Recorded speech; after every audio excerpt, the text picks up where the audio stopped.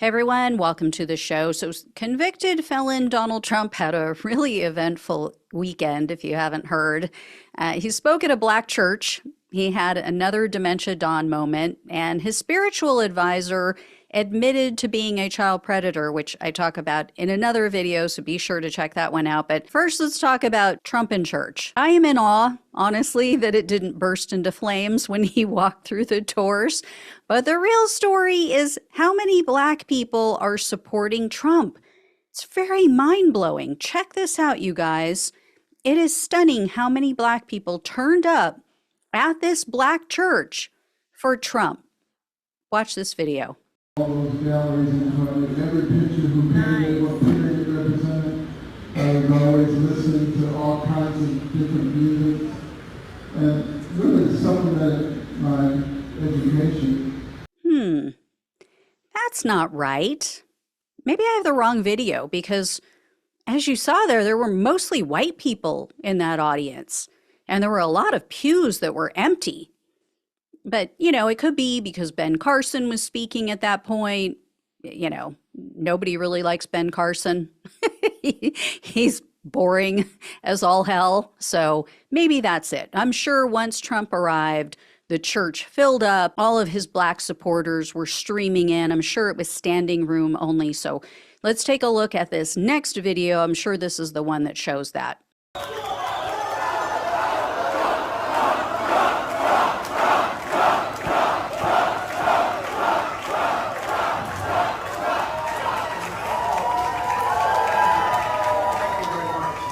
Wow, that one didn't show many black people either. Okay, you know what, guys? I think all of the black people must have been on the other side of the church. We just have the wrong angle. So this third video, I'm going to share this one with you. This is taken from a completely different angle. I'm sure it's going to show Trump's overwhelming draw with the black community. So check this one out.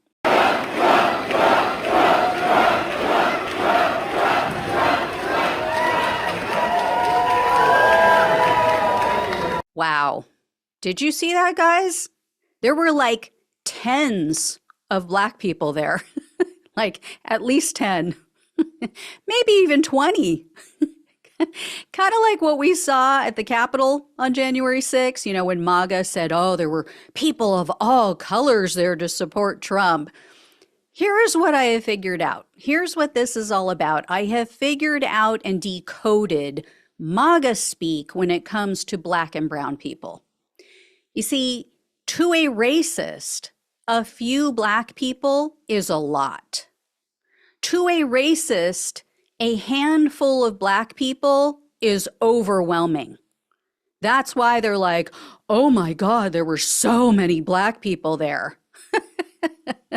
So many to them means more than one. So no, there were not a lot of black people who showed up for the apricot Antichrist. But Trump advisor Kelly Conjob, she did what she does best. She gave us some alternative facts. She went on Faux News Channel and she had this to say. Look at the contrast of just this weekend. You got Donald Trump in Detroit talking to 8,000 people, and then at a black church, of course. By the way, he did that. Biden's not doing anything like that. Look at the contrast of just this weekend. You got Donald Trump in Detroit talking to 8,000 people, and then at a black church, of course. Yeah, 8,000. 8,000 is what Kellyanne Conway has to say. 8,000 people in that audience. Really? Really? Okay. First of all, most churches cannot even hold anywhere near 8,000 people. And as you guys saw, that church was not even full. Now, Reuters news outlet was on site and they reported that there were hundreds of people who were waiting outside to get in even before the event started. Not thousands. And some of the people that they spoke with said that they were just there because they just happened upon it. They didn't even know what it was, or, they didn't hear about it. They didn't go purposely thinking, oh, let's go see Donald Trump. They just happened to walk by and they were like, oh, what's going on?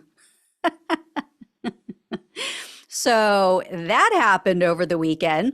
And then Trump was off to a right-wing event that was hosted by Turning Point USA. So Trump took the stage. He goes off on Joe Biden and Joe Biden's mental state and how he's losing it and blah, blah, blah. And then he had this to say about Biden and himself. I think he should take a cognitive test like I did. I took a cognitive test and I aced it. Dr. Ronnie Johnson.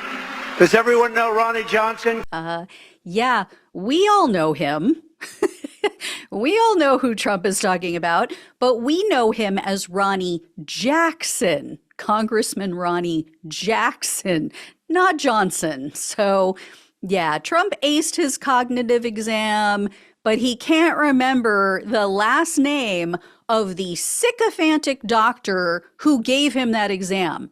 The doctor who, if you guys remember, this Ronnie Jackson clown is the guy who said that Trump is the healthiest president to ever hold office. Healthiest president in history.